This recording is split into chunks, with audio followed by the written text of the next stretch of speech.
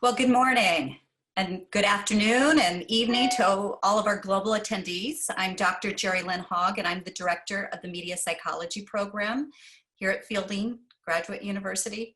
And wow, I just cannot believe it. We're finally here together virtually. We've been working on this two-day symposium for quite some time. Long enough ago that it wasn't virtual at first, and the pandemic had something to say about that. And that actually informed then how we titled it and what we were looking for, because it's so relevant, and particularly relevant for media psychology. So Fielding is proud to host this Media Psychology Symposium, and we take great pride in our PhD, our master, and our certificates in media psychology that are housed in the Department of Psychology. So media psychology is so broad. We're just going to offer a small glimpse of some of the areas that powerful research is being done in media psychology. And while we try to show you a variety, it's obviously just skimming the surface of the powerful research being done. I want to take a moment just to define media psychology as a branch of psychology that focuses on relationships between media and human behavior. Its application really is critical in the psychological sciences, and we use that to look at development and distribution and the impact of media and technology. So why is that relevant? And I think you don't have to look further than current events right now to understand the needs and the impact of media psychology and how it has an influence on our industries and within companies and communities around the world. And from analyzing the influence of social media campaigns to implementing engaging virtual events such as today. And it's difficult to imagine a scenario right now where media and psychology are not relevant in the modern world. So media has enabled a whole new world of storytelling where fans can engage and interact with narratives and how we internalize that experience. And the media psychology program at Fielding, we take pride in two things, and that's our roots in psychology and the strength of our community, because psychology is that distinguishing piece. So now let me talk just a little bit about what you'll be seeing today and what you have the opportunity to attend. We're going to have presentations, conversations, and even a networking event, and professionals, experts, and researchers will all be there. So let me share with you a little bit about the specific ones that are available. First of all, our keynote, who's going to be following me directly after this, Ellen Peters, and you'll hear a little bit more about her in just a minute. Dr. Tuma will be introducing her. Then at 9:30 to 10:45, we have video games during the pandemic, and they'll be looking at, during the pandemic, how people, youth and adults alike, have turned to video games and that powerful influence that has had.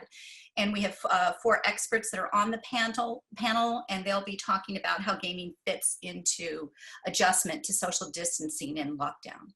At the same time, because we have 2 rooms going on at the same time, we also have a panel, Professional Development in the Virtual World, a narrative approach. And this one, they talk about the challenges of the pandemic and the loss on connection. We then have 11:15 to 12:30 time frame where we have some additional seminars. The first one is Technology, Mind, and Behavior, a Home for Media Psychology. And this not only is going to be talking about the growing interest in media psychology as it related, but also the launch of the American Psychological Association's new journal with the name of Technology, Mind, and Behavior. So a great opportunity to hear about what they expect to do with that and how they'll be able to showcase media psychology. In one of the other rooms, we have Parasocial Relationships, a conversation with 4 authors of real characters. And this is where the top narrative psychology scholars are going to be present, and they'll discuss their relationships with fictional characters. Third, at the same time, we have food system realities and the new virtual norm. And we have both Sabine O'Hara and Benson Cook, who will be talking about this, and also some of the issues around a food system and how that is possibly further impacted right now during the pandemic. Then at 1 o'clock to 2:15, we have real characters, parasocial relationship during a pandemic. And this is where the authors, some of the authors of the upcoming book, Real Characters, will be discussing their research on parasocial relationships with fictional characters. We also will always have a Q&A after each of these presentations, so you have that opportunity to engage with the experts. We also have a discussion hour today. We'll have a discussion hour tomorrow as well. Today's is around social justice, and tomorrow's about technology's impact.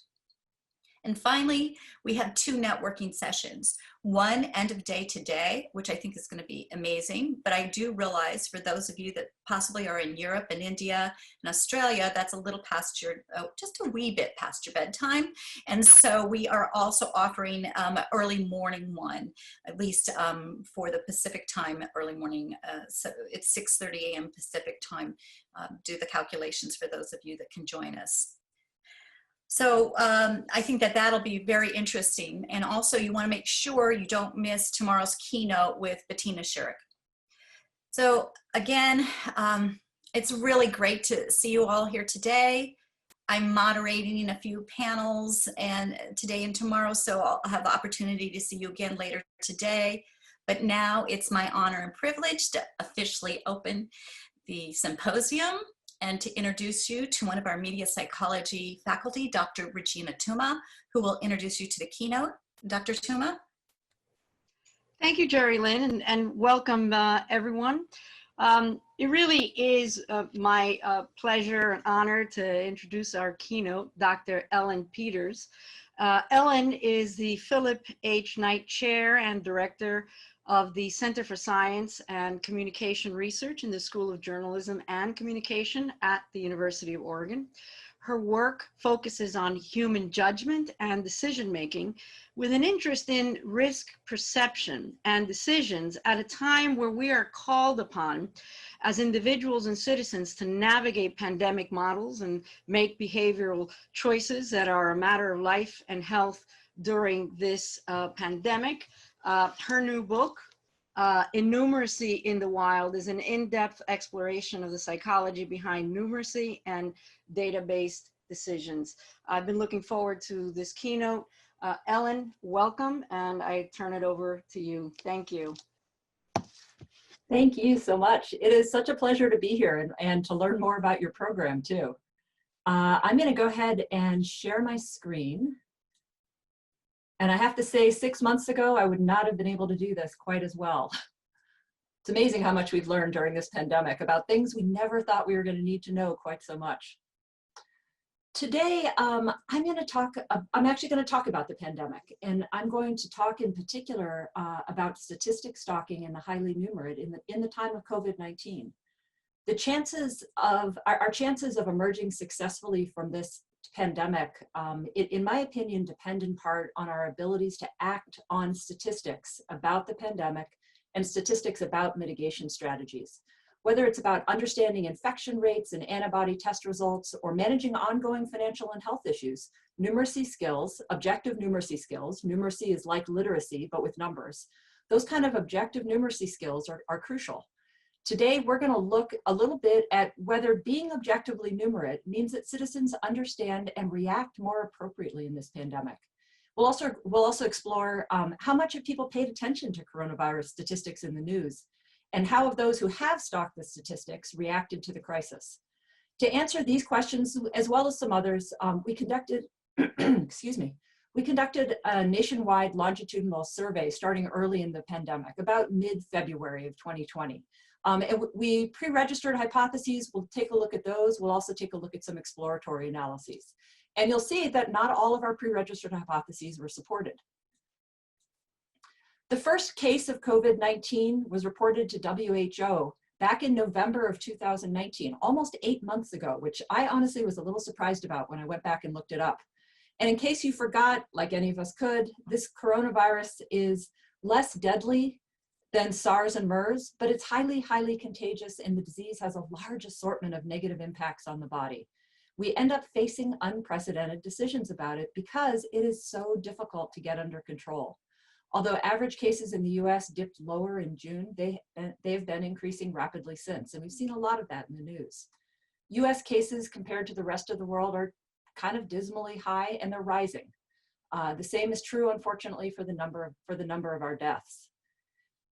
In my field of decision making, I was trained as a decision psychologist, and then I do a lot of work in communication as well. But in my field of decision making, we often think about statistics helping people make better choices.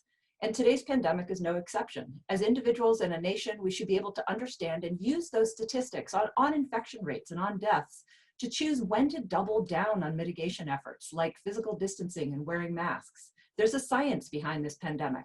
We didn't know a lot about it early on, and we know more and more about it as we go on. In fact, we should be able to use statistics to decide which protective measures are most important. Sometimes we need to be able to use statistics to tell when we honestly just probably don't know enough yet, and we need to demand more research and take protective actions until we get it. But all of this presenting of uncertainty, including in numeric form, helps people weigh risk in important decisions. Some people, like my husband Martin, and yes, I kind of use him as a sacrificial lamb of this talk, some people like my husband Martin feel compelled to read the news, and especially to understand what's going on with rates of infections and deaths around the globe and also in our local community. He wants to know and he wants to be informed because he wants to make good choices. Again, statistics often help us make better choices. He's what I consider the ultimate statistics stalker. In fact, Martin has been, from pretty early on in the pandemic, he's been pretty obsessed with the statistics. So he spent a lot of time every day going in and kind of trying to find out early on what was going on in China. And then as it began in the US, we didn't think it was going to spread, and of course it has. And then in our local area as well. But consuming statistics for Martin from traditional media sources and social media sources, I noticed seemed to make him anxious, and especially after the world came to that horrible grinding halt in March. But Martin also thinks it's really important to track the statistics, and I mostly agree with him because knowledge is power. With information, again, we can make better database decisions. But I also know from the kinds of research that I do, I know that statistics can mislead us. For example, if you think just about the stock market, stock traders who stock the stock market tend to lose money as they presumably mistake noise in the market as signals to buy and sell stocks. Similarly, in this pandemic, watching the daily rise and fall of new cases, particularly if you look in your small local area, if you look at the daily rise and fall of new cases or numbers currently infected, that actually might cause you to change what protective behaviors you take too often, and especially because testing's been limited and this disease can be invisible due to asymptomatic individuals. Again, another topic we probably need to know more about. Tracking coronavirus statistics also means that you're exposed to more negative news more often. The media has generally highlighted negative things, the number of new infections and deaths, and not the number recovered or even the number of currently infected compared to the whole population. In my county, I live in Lane County, Oregon. In my county, for example, this week they estimated that we had about 75 infectious individuals. But they failed to point out that the county contains almost 376,000 people, so that the likelihood of bumping into someone who's infectious is at that point in time earlier this week was about 0.01%, meaning that if you're exposed to 10,000 people in Lane County, one would be infectious and 9,999 would not. Of course, with this invisible deadly disease, that one person could be a super spreader, and thus I head back to the negative news. Negative framing of the news produces more negative emotions than positive framing. And thus, people who stalk the statistics in the news see more statistics, but specifically, they probably read more negatively framed statistics than non-stalkers. And as a result of that, they likely experience more negative emotions. And then the other reason that statistics may lead to more negative emotions has to do with prior research that's been done just on general media exposure. Repeated statistics exposure may increase anxiety, similar to prior findings that repeated general media exposure in community crises does in fact increase anxiety. So it may work in a similar manner. These negative emotions, in terms of how the psychology works, these negative emotions then can inform greater risk perceptions, and they can motivate protective actions. But they might also produce needless worry and anxiety, and they might actually potentially distort our risk perceptions. And that's one of the things that Martin and I talked about, especially early on when he seemed to be getting anxious. But what about, because once we're well prepared and we know what to do, it wasn't clear to me that stalking statistics quite as much was actually helpful. And it's just that general question of, does more worry always really help us if we already know what to do? But regardless of whether statistic stalking is a good or bad thing, we hypothesized based on the negative framing in the news and the other things I talked about a moment ago, that people like Martin who stalk the statistics more would report, in fact, more negative emotions to the coronavirus, and they would report greater perceptions of its risk. Because emotions can also drive behaviors as well as thoughts, we further hypothesized that these statistic stalkers would have more positive perceptions of protection-related actions, like the importance of storing up key supplies, whether it's food or paper products. And they would report that protective actions were more effective, things like washing hands and disinfecting belongings. And then finally, because emotions can actually motivate action, having more negative emotions should mean that the statistic stalkers would report being more likely to take these protective behaviors that I talked about a minute ago, like washing hands, but also others like physically distancing and wearing masks. So these are our hypotheses for statistic stalkers. What's interesting is that Martin's also highly numerate, suggesting that he could make good use of pandemic statistics when he got them. In fact, there aren't all that many people who are as highly numerate as Martin is. We actually, the OECD, the Organization for Economic Cooperation and Development, estimated that about 9% of adults in the US would score in this very highest grouping of numeric ability. And this 9% of people like Martin can do really complex operations with numbers. We were commissioned by the Institute of Medicine to take a look at what can people do who are at different levels of numeracy. And as a concrete example, we think that this 9% of people are the only people probably in the US who can effectively do all the numeric tasks associated with diabetes. So if you think about people with diabetes and all of the many numeric tasks that they have to do, it includes things like understanding glucose meter readings, adjusting insulin for carbohydrates consumed, or even exercise completed. We estimated that only this 9% likely could do all of those tasks effectively. The remaining 91% of US adults are likely unable to do at least some of the tasks needed to manage diabetes effectively. And of course, many people are not numbers people. In fact, 29% of US adults can be considered effectively innumerate. They can do only very simple processes with numbers. They can count, they can sort numbers, they can do very simple arithmetic, and they can use simple percentages like 50%, but they can even only do these operations if there's little text around the numbers and minimal distractors around them. Once you get text and other kinds of, once you get text and other kinds of distractors, people at this very low level of numeracy have a hard time even with those very simple number tasks.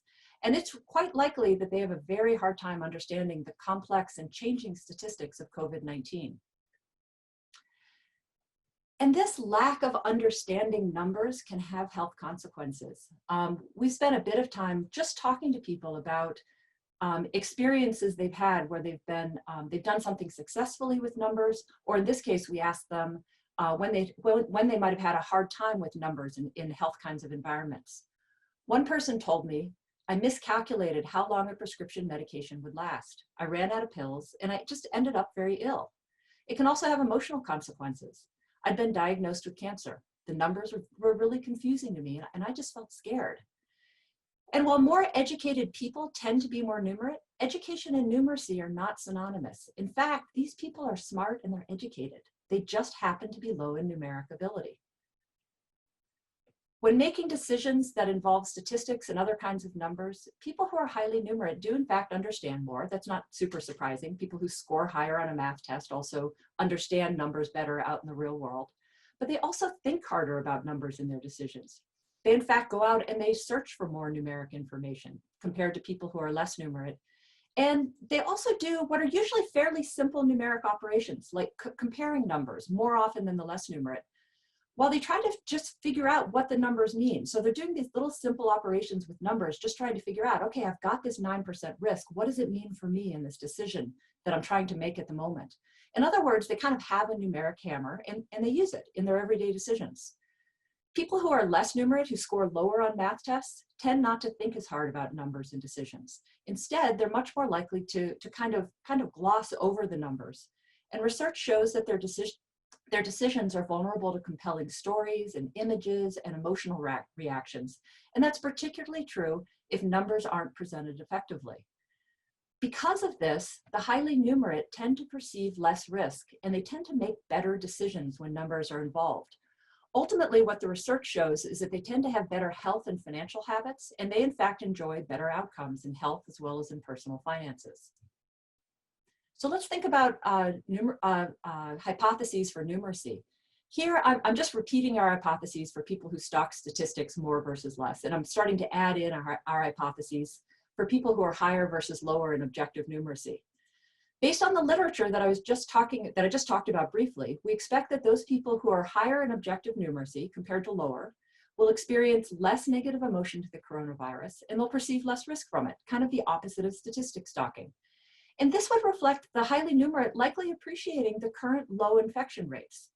However, we also expected that the highly numerate would understand that those low infection rates in their quality of life can be maintained only through protective actions. Thus, we pre-registered hypotheses that unlike statistic stalkers, the highly numerate would rate the importance and effectiveness of protective actions. Would rate the importance, like statistic stalkers, sorry, I misspoke. The highly numerate would rate the importance and effectiveness of protective actions higher than the less numerate. So they might perceive less risk, but they would understand the statistics of the pandemic, and because of that, they would nonetheless rate the importance of protective actions, their effectiveness, and their likelihood to take them as higher because they understand the statistics.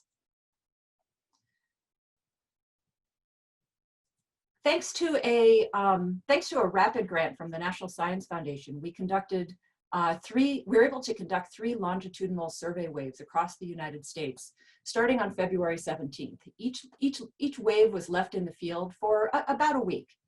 And what we measured were the kinds of variables that I was just talking about. We measured emotional responses towards SARS-CoV-2, that's this new coronavirus that we're faced with.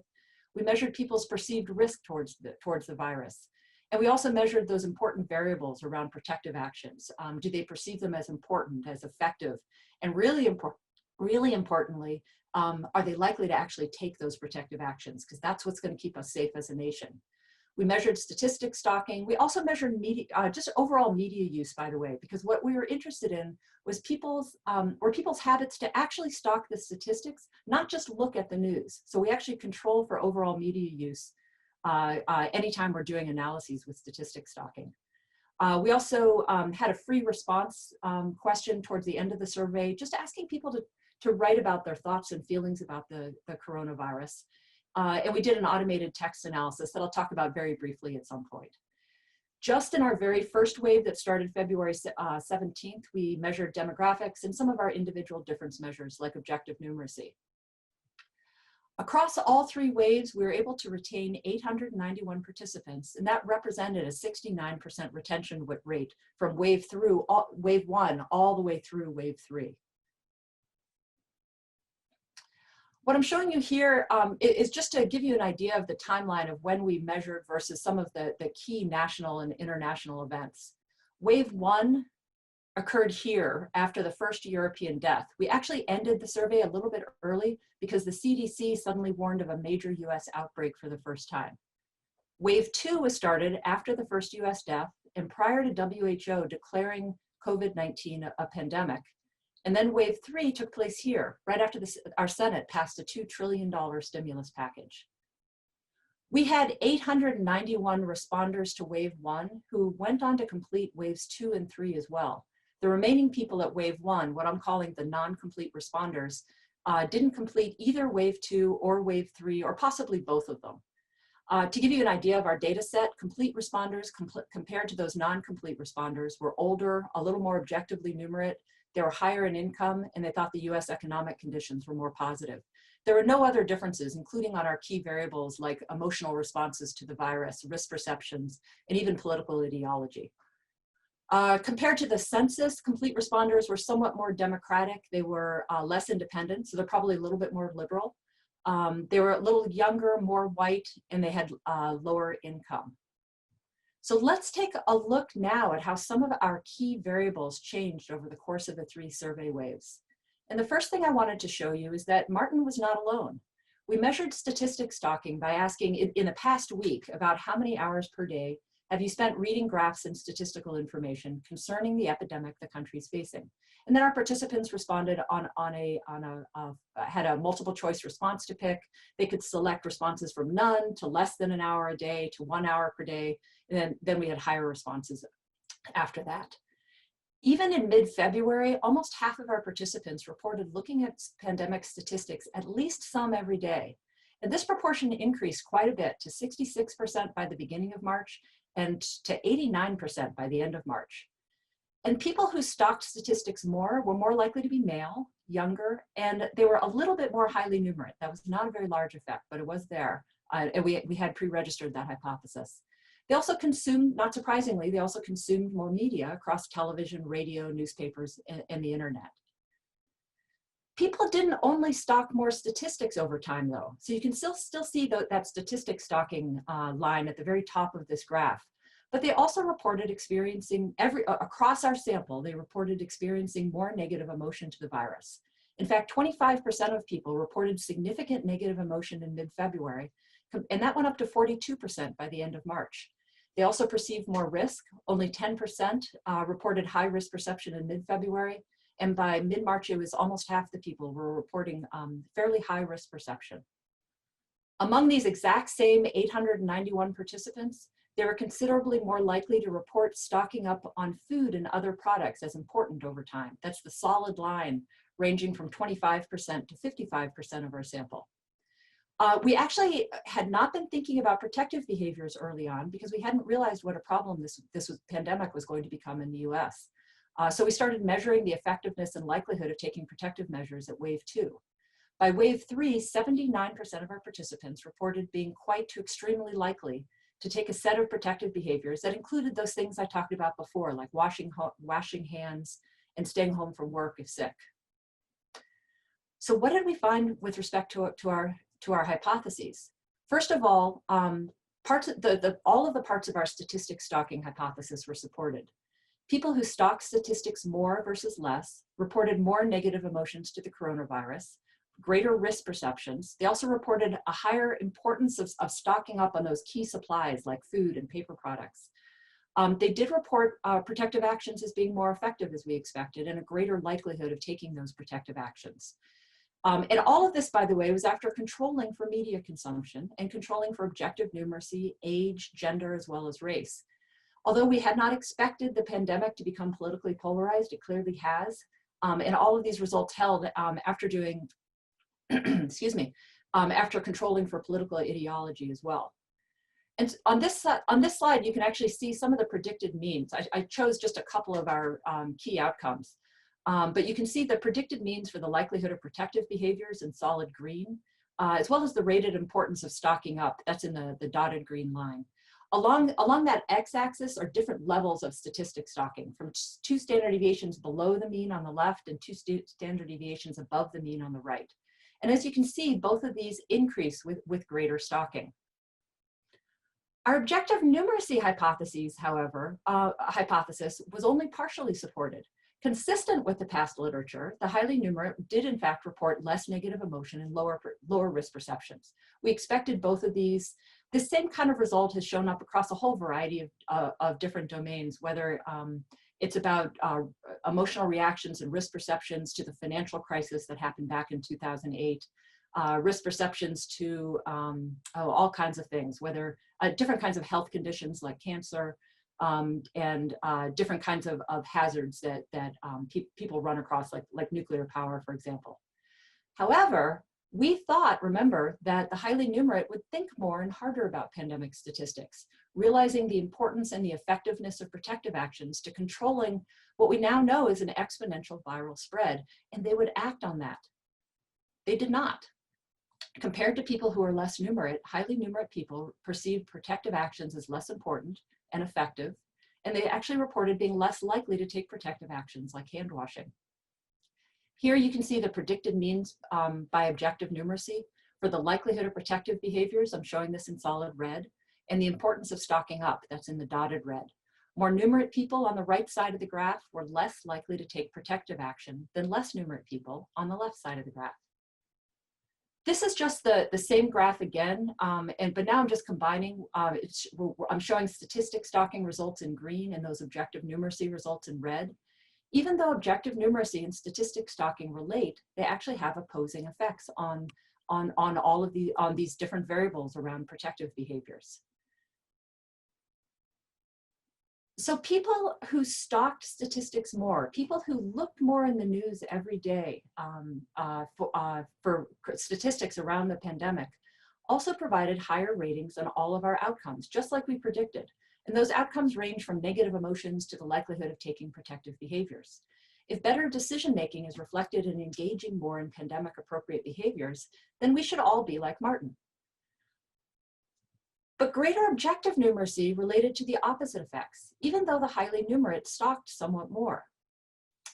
So, and we were confused about this. It was absolutely not what we predicted in terms of these likelihood of protective behaviors. And so we started looking at alternative hypotheses to our effects. And we started first actually with statistic stocking, because it could be that people who stalk statistics more, that they actually stalk statistics more simply because they themselves are more at risk. And therefore, if the statistic stalkers, we suggested that statistic stalkers are simply exposed to more negatively framed news and therefore would experience more negative emotions. But it could be that people who are more at risk want to consume those statistics more because they simply have a greater need to know. I could totally see that happening. However, stalkers were no more likely than non-stalkers to report meeting CDC criteria. Objective numeracy, by the way, also didn't relate to people reporting that they met CDC criteria. We also thought that those who are higher in objective numeracy should think harder about statistics, and they therefore should realize the importance of taking protective action. But it was possible that we had a sample issue. We actually know from a 2019 paper that people who are high in objective numeracy but lack numeric confidence, they don't appear to use that numeric ability in health and financial actions.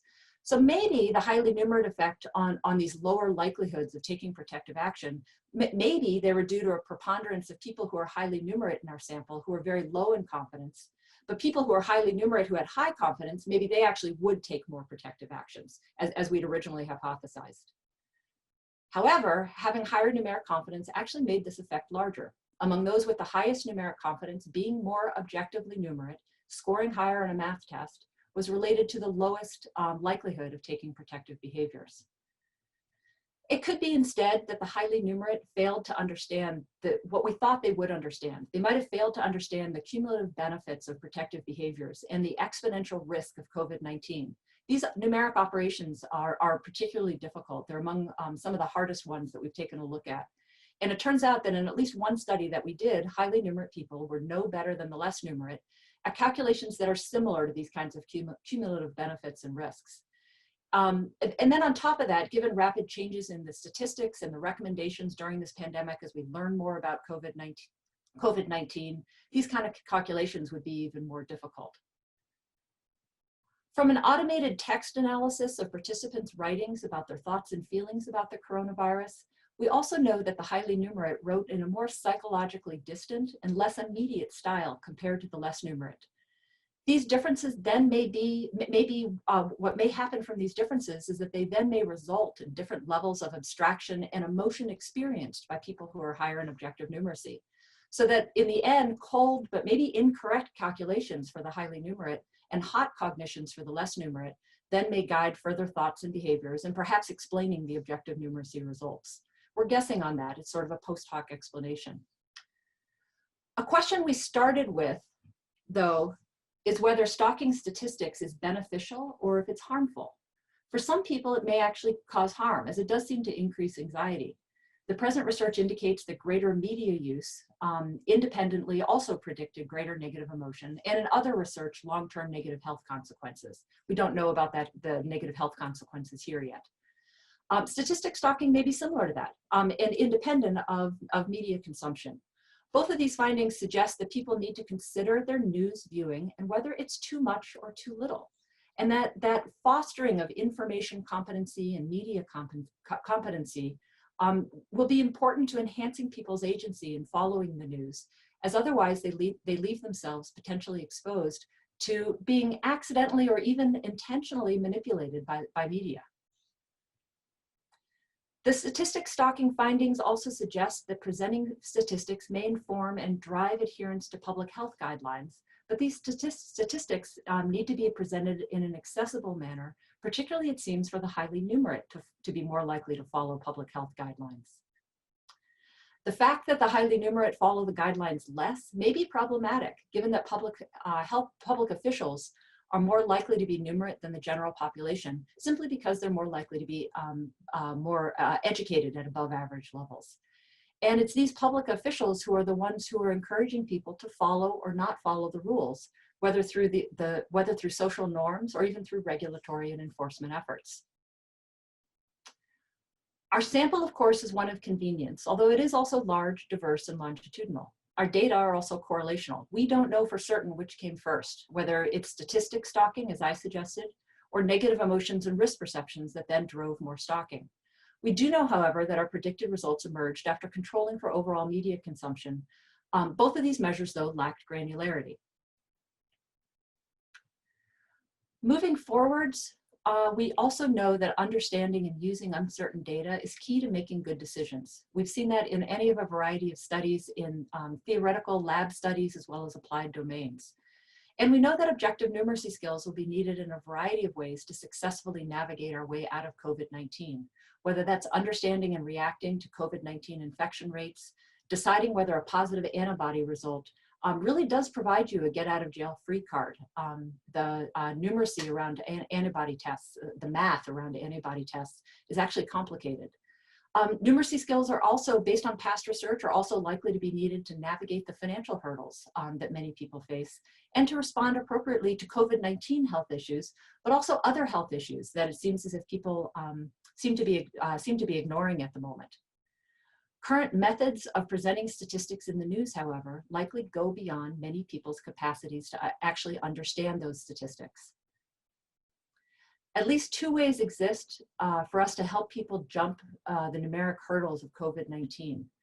The first thing that we can do is we can lower the hurdles by communicating in an evidence-based manner. This does require, though, understanding how people are currently responding to the pandemic, how they process numbers, and then how can we help them do it? How can we help them do it better? It also requires testing those messages probably, because this is such a new and complicated and numeric situation. Second, we can increase people's strength. So we can increase their ability to jump those hurdles, for example, by enhancing people's agency in following the news. I'll wind up by saying that we do know more every day about COVID-19. We know it's a terrible disease, but we know much more now, 3 months later, about 8 months later, really, about how it's transmitted, what are its, unfortunately, multitude of effects on the body, what mitigation strategies work best, and what treatments are more effective and for whom. But in the end, it's going to be human behavior that matters the most. It's people who decide whether to wear that mask. It's people who decide whether to physically distance, as well as hopefully get vaccinated once one is available. It's also people who decide whether they're going to quarantine effectively when they test positive. We're really worried about that with students at our university. As a result, understanding that the psychology of pandemic behaviors is really important, as is growing numeric brain power through evidence-based presentation of important statistics, as well as growing media brain power through encouraging people to question the news and its power on them so that they can control its effects rather than be controlled by it. If you're interested in learning more about numeracy, decision-making, and even how to present numbers to facilitate better decisions, you might be interested in my new book. And there is a code there, by the way, that you can actually use to get 30% off the price. Thank you very much. It has been a pleasure. Wow, Ellen, thank you so much. Very interesting, so much to think about. What we're going to do now is we're going to open it up for questions. And I believe Brooke, our student assistant, she's in the doctoral program in media psychology, is keeping track of the questions. And so I will ask Brooke to read them for us, since you have the list. Okay, the first question is, how does cognitive bias like anchoring fit in? Are highly numerate people equally affected, or are statistic stalkers more influenced? Yeah, great question. So the short answer to that is we actually don't know for sure. A longer answer is that for a variety of other statistics, if you look at, if you know the lingo in this field, things like the representativeness heuristic, the affect heuristic, the availability heuristic, all of those heuristics, people who are less numerate are more vulnerable to those. If I put that in more lay language, in case you don't know these terms from decision making, what that means is that people who are less numerate, it's kind of what I said before, people who are less numerate are the ones who respond more to vivid stories, to compelling stories, essentially, and they respond more to emotional reactions. So those are those heuristics. When it comes to anchoring and adjustment, there's not a lot of data, there's not a lot of literature on it in general, and there's nothing on it as far as I know when it comes to this pandemic. The one piece that there's some unpublished research that I've seen coming out of Europe that would suggest, it's not done in this pandemic, but there's one piece of research that would suggest that people who are less numerate do follow that anchoring and adjustment heuristic. And people who are highly numerate only do so if the statistics are relevant. So if it's something that is numbers that are not produced by chance, but they're numbers that are produced by someone who's expert in the situation. And in those cases where the numbers are relevant, both high and low less numerate, higher and lower, less numerate people, not quite saying this right, they both tend to be vulnerable to that anchoring and adjustment heuristic. Here, what we're finding in terms of numeracy versus statistic stalking, we don't know anything about anchoring and adjustment per se, but we do know that they have independent effects when it comes to responding emotionally and perceiving risk. They just happen to have, when it comes to protective behaviors, they tend to be opposite reactions. And so I guess my prediction would be either, we don't know for sure. I would either say that people are generally really not following and understanding the statistics very well, whether they're high or low in objective numeracy, but it's more that they are responding more and less emotionally, and it's those emotional reactions perhaps that are guiding decisions more. And so that's why I think we end up seeing that the people who are high in statistic stalking take more action, and the people who are high in numeracy take less action. Okay, our second question is high or low numeracy something we are born with, or is it a skill that can be taught? This is a skill that can be taught, absolutely. So this is a skill that people start learning very, very early in life. We are actually born with an extremely rudimentary sense of numbers. So even infants, I think they've tested as young as maybe 6 months old. Even infants, they can't do math per se, but they can tell the difference in quantities. So they can tell if there are 2 dolls versus 1 doll, for example, and they prefer 2 dolls. We start learning more math then maybe around preschool age, and that develops across time. There are loads of things that end up influencing our math abilities. One is how hard we work at it. People who work harder at learning math do in fact learn more math. But there are other things too. There's some unfortunate results that elementary school teachers, if it's a female elementary school teacher and she's math anxious versus not math anxious, female elementary school teachers tend to pass on the presence or absence of math anxiety onto their girl pupils, but not their boy pupils. Male elementary school teachers don't seem to have any effect on that. Parents can also pass on math anxiety, and that kind of math anxiety then, of course, spills over onto that capacity to learn math. So there are a variety of different things that can affect math besides trying hard, but trying hard makes a difference. We can even show with, even college students are learning more math. They take statistics classes, they take calculus classes. Okay. Based on your findings, to what degree does statistics stalking have an effect on emotional well-being, both in the short and the long term? Oh, that's a great question. So I have to tell you, we actually have emotional well-being measures in our survey, and we have not looked yet. And so we don't know for sure. If I had to predict from the negative emotions to the coronavirus, but it's a stretch, I don't know for sure that that'll be true, but you would predict that the statistics stalkers might be a little less well off, and the people high in objective numeracy in terms of well-being might be a little better off, but we actually haven't looked at the data yet.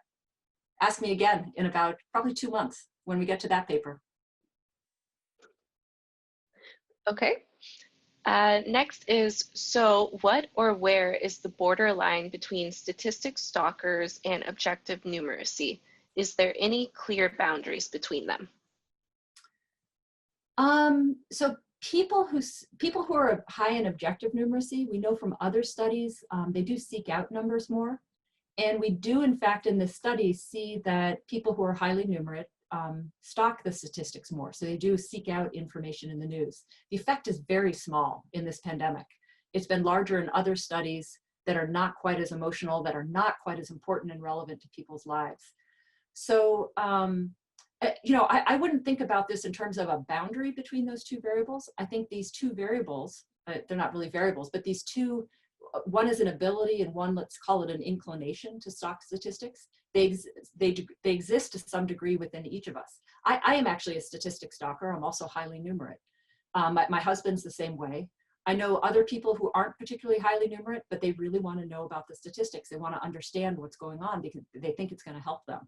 And it very well might. As you saw, people who stalk the statistics more are actually are reporting that they're more likely to take on these pandemic protective behaviors.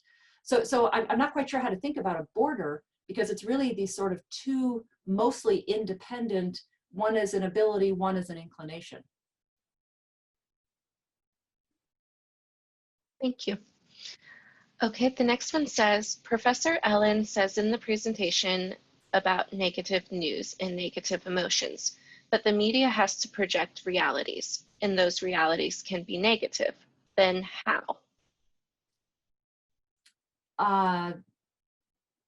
Then how? I guess I'm not quite sure about the question. I'll answer what I think he or she is asking. The media actually clearly has to project realities. It's, that is their job. But when it comes to framing statistics, there's more than one reality. So there are for example, if you look at people who have been infected with the virus and they now have COVID-19, you can talk about the proportion of them who die, the mortality rate from COVID-19, but just as real is the proportion who survive. And so there's a negative framing on the news in terms of mortality, but you can also have a positive framing on the news in terms of survival.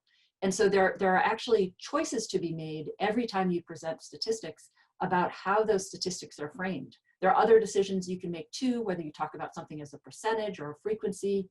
Those kind of framing or presentation formats, let's say for statistics, those also have different psychological effects. And so when I'm talking about the negative framing of the news, I'm talking about a choice that's made by the media. And you can choose either way. And I'm not saying, by the way, that the choice to frame news negatively is a bad one per se. I'm saying that there are psychological effects of that choice. Okay, the next one is, to what extent was ideology a significant variable in the highly numerate? So political ideology made a difference whether you were more or less numerate and in the ways that you might expect. So we had not expected this to be politically polarized. We did not pre-register any hypotheses initially around political polarization, at least at wave one. Once we started to see it becoming polarized, we started to pre-register hypotheses. But generally what you see is that people who are more conservative compared to liberal, they're experiencing less negative emotion, they perceive less risk, and they're less likely to take protective behaviors across all 3 waves of the survey that I showed. But all of our other results hold. In fact, they barely changed at all once we controlled for political ideology. It does have an influence, though. Okay, are you seeing a geocultural difference in response? Europe's response compared to US response or Korean response? Great question. My survey can't answer that. So my survey is just based on US citizens, and that's all that we've done. Okay, the next one is, was there a difference in the data from people who lived in cities and rural areas where there is more natural distance between people? Oh, that's a great question. We have not looked at that. We would have the ability to do it because we could look at geocoding within the data. I'd be curious what this person actually predicts. You would expect rural areas to have less viral spread than urban areas, simply for the reasons you said. There are fewer people, so therefore they are automatically more spread apart. But rural areas also in this country are more likely to be conservative compared to urban areas. So you have different factors kind of pushing in different directions. And remember, with this virus, the way it's being spread is through events. It's being spread through families getting together, students coming in and having a party, unfortunately, and spreading the virus.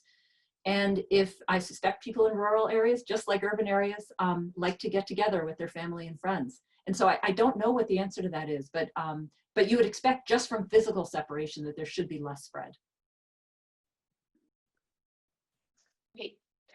Irrespective of numerical literacy, does the place these statistics are observed make a difference to understanding and uncertainty and likely behavior?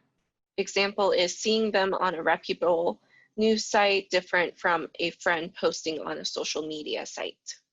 That's a great question. We cannot tell from our data because we don't measure it in that way. So we don't know exactly how much of the news is coming from a reputable news site versus a non-reputable news site. That's what I was saying in one of the limitations of the study, and we chose this limitation. We have a not very granular measure of media consumption. So we're asking just in general, how much time are you spending, on average each day, how much time are you spending on looking at the news on the one hand or looking at statistics on the other hand, with newspapers, the internet, radio, and television. We ask those 4 items separately, and then we ask statistics and looking at graphs separately. So we have five questions total. But it's not a very granular measure, and your question is a fantastic one, but it's not one we can measure. It's not one that we can answer with our data. Okay. I'm curious about that, though. Based on your findings, would you suggest that we need to scare the general public more to promote protective actions, show more images of pain and suffering than just numbers to convince people to use masks, for instance? Yeah, another good question. I don't know the answer to that for sure, but let me give you some thoughts on it. So we have done, in my lab, we have actually done quite a few studies looking at graphic warning labels on cigarette packages. And so those studies are ones where you take these kind of gruesome pictures of blackened lungs and other kinds of things where you're trying to illustrate the kind of scary effects of smoking on the body. And let me tell you a couple of things about those studies. First, most smokers actually agree that they're a good idea. Most smokers are looking to quit. Most smokers, even more smokers, just wish they may not be looking to quit today, but they wish they'd never started smoking. What ends up happening?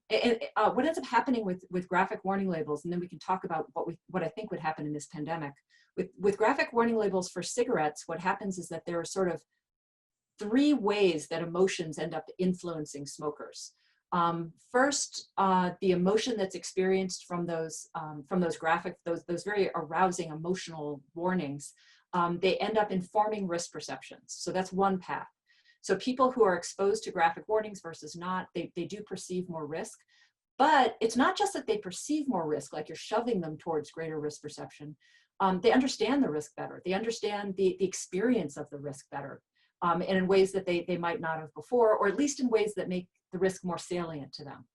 The second thing that happens is that it does more directly motivate quit intentions and quitting attempts, at least. And that's more consistent with what you're talking about, that when you have something very emotional, that that at the core of that emotion is a behavioral tendency. This is old research by Nico Frida back in the probably 80s. And you see that within this tobacco data as well, that people who are exposed to the graphic warnings are more likely to want to quit and to attempt to quit. The third thing that happens, though, is very cognitive. Emotions actually help us learn information better. And it directs our thoughts in ways, kind of like a spotlight. It directs our thoughts towards risks and to thinking harder about those risks and what it might mean for us. And so within the pandemic, I would love to test that, actually, your question. What I'd be a little bit worried about, and it's part of what we see a little bit within graphic warning labels, is that you can get reactance. So if you expose someone to a very emotional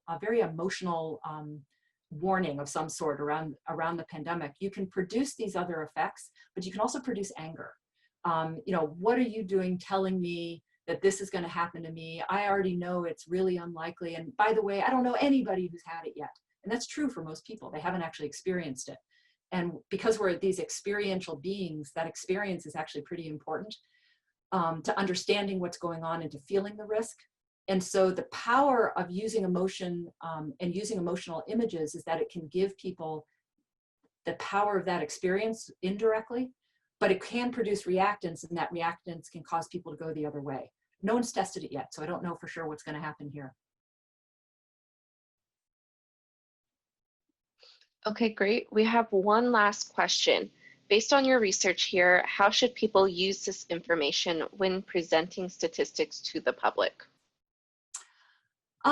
So I think statistics are really important. I think that people have the right to know the statistics. And so just from the perspective of informed consent, I think it is really important for people to be presented and understand the statistics. That means it has to be done in an evidence-based manner so people actually can understand it, because these statistics are complicated. So I think there is a moral duty in some ways for those statistics to be presented in comprehensible ways. And I think a lot of people want the statistics and they benefit from it. We see that with prescription drugs when you present the numeric likelihoods of side effects, that it actually does indeed help people who are more numerate and less numerate to understand the risks of possible side effects from prescription drugs and to use that information. And I think people want that here as well. That's what we hear from our students, at least. Well, I think, Ellen, this has been wonderful. We could talk for another hour, but we're right now at 12 noon here on the East Coast, and 9 o'clock Pacific, and then some variation thereof. I really want to thank you, Ellen. This is so amazing. I think that it really is so important, what you're talking about. And I wish that, you could be a consultant with media companies and show them how to present the statistics so that people can navigate through this pandemic. I want to thank everyone who attended the panel. And Jerry Lynn, would you like to say anything else about what's coming next? Great, Regina. Thank you, everybody. And we have a half-an-hour break. Use this time during the break to take a look at many of the posters and short talks that we have within the symposium. Some of them are 5 to 7 minutes long, and there's a whole variety of posters. We'll have a half-an-hour break, and then we're going to have 3 different presentations. So you have 3 different rooms that you can enter into. One of them is technology I'm sorry, 2 rooms. One is video games during the pandemic, and the other one is professional development in a virtual world, a narrative approach. So see you guys in a half an hour in one of those. Thank you, everybody. Bye-bye. Thank you.